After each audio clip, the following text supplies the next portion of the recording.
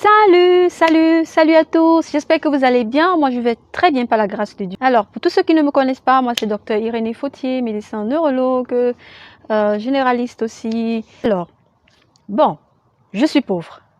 Est-ce une condamnation à mort? Est-ce synonyme de mort précoce? Est-ce synonyme de saleté? Est-ce synonyme de mécontentement? Plein de questions. Certaines personnes, être pauvre, c'est une condamnation à mort. Pour d'autres, moi, je ne vois pas ça comme ça. Être pauvre, c'est pas une condamnation à mort. Ce n'est non plus synonyme de mort précoce ou de saleté. Alors, aujourd'hui, nous parlerons de la pauvreté et de la santé. Comment est-ce que je peux améliorer ma santé malgré ma pauvreté? Alors, j'aimerais d'abord commencer par la définition de la pauvreté. La pauvreté, laissez-moi déjà vous dire que la pauvreté, elle n'a pas une définition universelle. Ok, je prendrai celle qui est commune. La pauvreté, dans son sens simple, veut dire manque de quelque chose. Ça peut être manque de biens matériels pour pouvoir subvenir à ses besoins. Ça, c'est la définition commune. Ça peut être, on peut aussi avoir un manque didactique, manque de connaissances. Selon la Bible, c'est écrit. On ne peut être aussi pauvre parce qu'on manque de connaissances. Alors ça, c'est une autre définition de la pauvreté. Moi, je m'attarderai sur ces deux points. On parlera de tous ces deux points. Selon l'Organisation mondiale de la santé, être pauvre, il y a deux catégories de pauvreté. La pauvreté relative, ça veut dire celui-là qui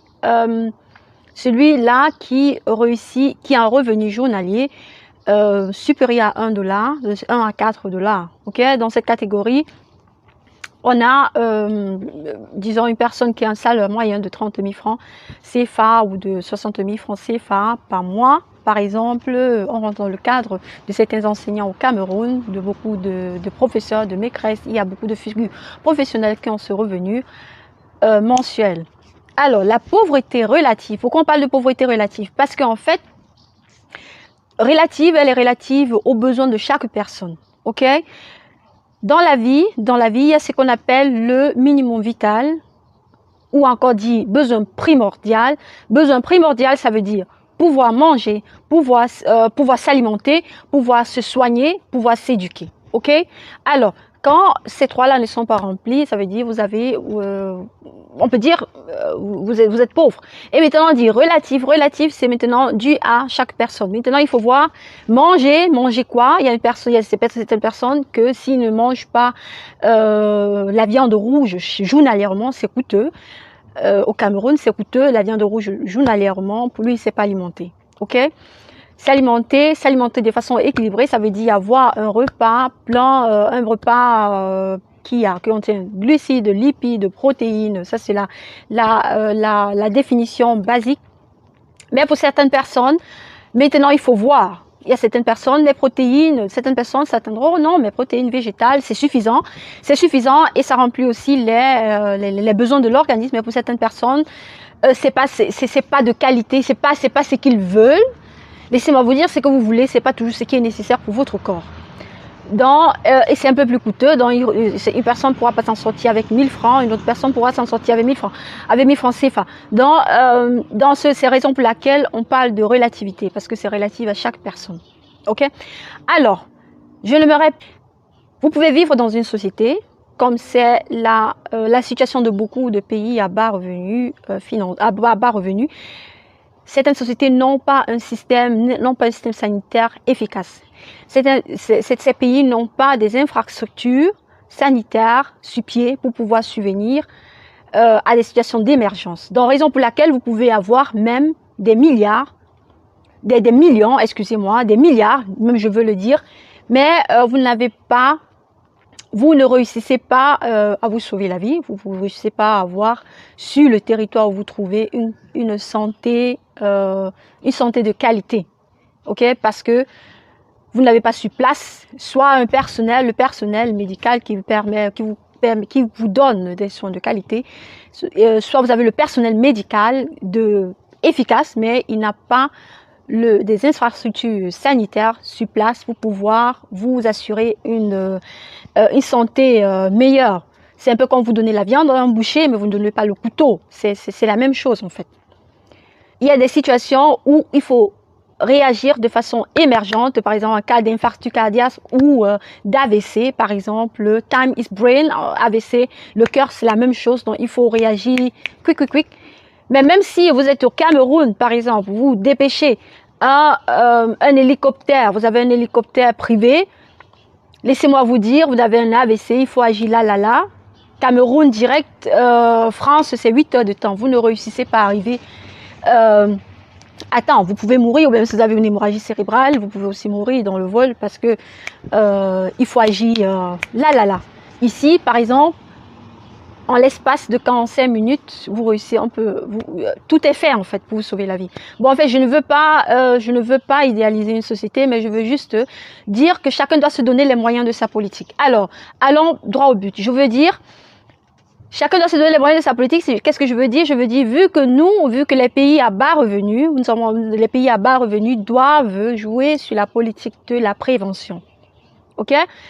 Ils doivent jouer la carte de la prévention. Et sur la carte de la prévention, moi, je veux m'attarder sur la pauvreté des personnes, la classe de la pauvreté relative. Parce que la classe de la pauvreté relative, je m'attarde là parce que, en fait, ce sont des personnes, pour pouvoir améliorer les choses, il faut faire un effort personnel. Je m'attarde pas sur la pauvreté absolue parce que ce sont des personnes qui n'ont même pas de quoi manger. Ce sont des personnes qui vivent dans des zones arides où le sol n'est pas fertile, ils n'ont pas accès à l'eau potable, ils vivent dans le désert et raison pour laquelle pour pouvoir améliorer les choses, il faut l'intervention des grosses organisations mondiales du gouvernement et tout, pour pouvoir améliorer les choses. Mais ici, j'aimerais m'attarder sur la pauvreté relative parce qu'on peut améliorer les choses de façon individuelle sans l'aide du gouvernement. Alors, la pauvreté relative. Comme j'ai dit tout à l'heure, la pauvreté relative, c'est celle-là, c'est cet enseignant, c'est ce professeur, c'est un médecin dans certains pays à bas revenus. Pourquoi? Je m'explique. Parce que, par exemple, un scanner, par exemple, au Cameroun, ça coûte 80 000 francs CFA, un IRM, si vous êtes dans les 100 000 francs CFA, un bilan sanguin, complet, vous avez besoin peut-être de 50 000 francs CFA. Dans raison pour laquelle je dis l'enseignante, par exemple, si elle a un AVC, par exemple, il faut le diagnostiquer d'ici, il faut faire un diagnostic efficace et rapide. Il faut déjà le minimum de 80 000 francs CFA et puis après voir tous les soins qui sont à côté. Là, c'est juste pour le scanner. Donc, raison pour laquelle la maîtresse avait son revenu peut-être de 40 000 francs CFA ou de 60 000 francs CFA. Si elle a un AVC, elle ne réussit pas à se soigner. Ou bien, si elle est diabétique, par exemple, le diabète au Cameroun, le diabète, le traitement à base de metformine mensuellement, vous êtes dans les 15 000 francs, 20 000 francs, je sais pas, ça dépend. Ça dépend si vous, ça dépend de quel médicament vous prenez et du stade de votre diabète. Une séance de dialyse, vous êtes dans les 15 000 francs CFA. Et un patient normalement qui doit faire la dialyse, il doit faire une dialyse 3 fois par jour. Une séance de dialyse sautée, mes chers, c'est le coma et vous allez vous mourir. Donc raison pour laquelle on sait 45 000 francs CFA par semaine. Donc vous voyez que même une maîtresse, un professeur qui gagne 100 000 francs CFA ou 200 000 francs CFA mensuellement ne peut pas se permettre de coûts pareils. Raison pour laquelle je parle de jouer sur la carte de la prévention. Alors, j'ai fait un recensement pour vous. Quelles sont les causes de mortalité dans les pays à bas revenus? Alors, nous avons en première catégorie, nous avons les maladies infectieuses. Maladies infectieuses, je parle du paludisme, je parle du VIH, je parle de l'hépatite, je parle des maladies, des pneumonies. En seconde catégorie viennent les maladies cardiovasculaires et les AVC. Ouais, si, on voit l'incidence, elle augmente aussi dans des pays à bas revenus. Et après, vous avez la mortalité infantile, vous avez les cancers et tout. Et j'ai été curieuse de voir que les cancers, les maladies cardiovasculaires, l'incidence, elle augmente vraiment dans ces pays à bas revenus. Alors, en regardant, ce sont des pathologies. Par la grâce de Dieu, on peut prévenir ces pathologies, on peut travailler sur ces pathologies, on peut réduire l'incidence de ces pathologies. Les maladies infectieuses, la première cause des maladies infectieuses, généralement, le paludisme, la fièvre typhoïde et tout, c'est le manque d'hygiène. Le manque d'hygiène, quand je parle de manque d'hygiène, ça veut pas manque d'hygiène de l'environnement en fait. Alors, L'anophèle femelle, elle se développe plus dans, comment on dit, dans la saleté, les flaques d'eau, comme j'ai dit tout à l'heure, une moustiquaire, des insecticides, ça coûte cher, c'est coûteux. C'est pas tout le monde qui peut se permettre, mais dégager les ordures aux environs de sa maison et éloigner les flaques d'eau, ce sont des choses qui ne coûtent rien, ça demande juste une volonté personnelle, puis on nettoie la ville. Donc, je dirais, un effort individuel, ça peut améliorer les choses. On a le VIH, c'est vrai, on a plusieurs modes de contraction du VIH. C'est vrai, on a le vagabondage sexuel, on a les transmissions, la transmission mère-enfant, on a les transfusions sanguines et tout. Mais je m'aurais m'attarder sur celles qu'on peut modifier, celles qu'on peut vraiment faire, où on peut faire un effort individuel. Vagabondage sexuel, par exemple, on peut améliorer nos habitudes, par exemple. On peut améliorer nos habitudes, on peut être fidèle. Là, le VIH, comme je vous dis, c'est vrai aujourd'hui, de nos jours, la science a fait des progrès. Aujourd'hui, on dit le VIH, un patient qui est séropositif, est comparable à un patient diabétique. Ça, c'est grâce à la thérapie qui s'est améliorée au fil des années.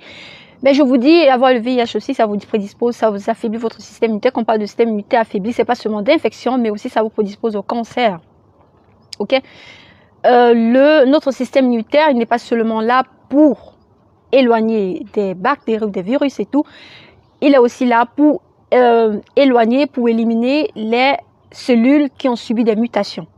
Ok, c'est vrai, il y a un certain moment, ces cellules échappent aussi à notre système immunitaire, d'où viennent les cancers. Ok, donc, mais ce que je peux améliorer, j'améliore. Vous voyez, ça c'est le but de la vidéo d'aujourd'hui. Nous avons parlé des maladies cardiovasculaires, les AVC. Aujourd'hui, dans les pays, moi je parle de mon pays, du Cameroun. Aujourd'hui, manger une bière chaque jour signifie le bien-être. Vous voyez? C'est pas ça en fait. Je peux gagner, la maîtresse, elle gagne 30 000 francs ou bien 40 000 francs, c'est vrai. Elle peut décider, si elle est single, elle peut bien manger sa viande rouge chaque jour, boire une bière, ou bien, je sais pas, boire des sucreries, ça coûte, je sais pas, 650 000 francs, les biscuits, les chocolats, toutes ces choses. C'est coûteux. Certains sont coûteux, certains ne sont pas coûteux. Les biscuits, toutes ces pâtisseries-là, c'est pas si coûteux que ça. Une maîtresse, elle peut se le permettre, mais laissez-moi vous dire, on se tue à petit feu. Donc, nous avons la grâce que nous avons un sol fertile, nous avons les légumes, nous avons des fruits à gogo, je veux dire. Ça, c'est l'alimentation bio. La meilleure alimentation pour prévenir toutes ces maladies-là, c'est l'alimentation méditerranéenne. Méditerranéenne, ça veut dire alimentation riche en fruits, en légumes, pauvre en viande rouge. Viande rouge, moi je dis viande de bœuf, viande de porc. C'est dangereux, c'est très très dangereux pour la santé. Donc, pour dire, l'alimentation méditerranéenne, ça veut dire nutrir. La maîtresse, le professeur et tout, il peut s'alimenter de façon saine et éviter toutes ces pathologies-là. Parce que si vous ne vous alimentez pas bien, le médicament deviendra votre nourriture. Et encore pire, parce que nous Africains, nous n'avons pas un système sanitaire efficace. Ici, nous n'avons pas toutes ces infrastructures qui nous sommes pauvres. Vous voyez? Nous sommes pauvres, nous devons jouer sur la carte de la prévention. Prévenons ces maladies, nous avons la grâce d'avoir tout ce nécessaire, tout ce bagage-là. On meurt aussi, mais on meurt. L'hypertension artérielle, ça me prédispose aussi à une insuffisance rénale. Eh oui, ça me prédispose à une insuffisance rénale. Si j'ai une insuffisance rénale terminale, je dois faire la dialyse. C'est 15 000 francs CFA chaque mois, chaque jour, que je dois faire 3 fois par semaine. Ça fait 45 000 francs CFA. Oh mon Dieu, je ne peux pas me permettre. Donc mieux, je préviens, je n'ai pas l'hypertension artérielle et tout. Ou bien, oh mon Dieu, si j'ai le diabète, j'ai l'hypertension artérielle. Le diabète, ça me prédispose aussi à l'hypertension artérielle. Ça me prédispose à une insuffisance rénale. Ça me prédispose aux AVC. Ça me dispose aux infarctus cardiaques. Oh mon Dieu, je peux mourir tôt. J'ai les enfants que je peux laisser là. Oh mon Dieu, j'ai pas assez d'argent pour payer les médicaments contre le diabète. Donc du coup, je dois jouer sur la carte de la prévention.